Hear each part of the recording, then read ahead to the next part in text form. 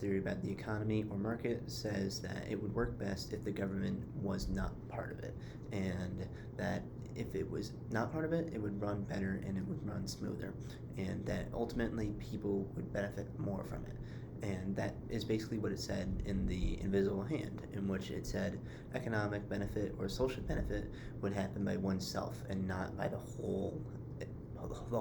in general.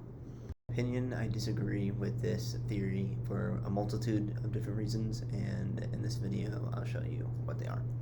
The reason for this is because I believe the economy should be regulated by the government, and if it didn't, then monopolies would start to form and they would ultimately hurt the individual and the economy itself, because right now the government regulates this and it doesn't really allow monopolies to form, and if they already are, then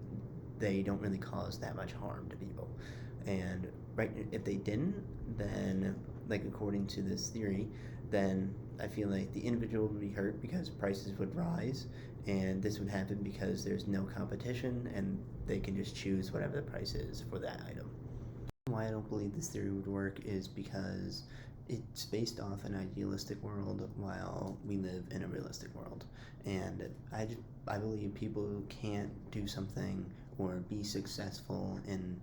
the world without a system being involved, and without the government this can't happen, and the government usually makes a system for us to be successful in our jobs and our life in general. Why I believe this theory isn't right is because it focused a lot on material items and it didn't really mention much about non-material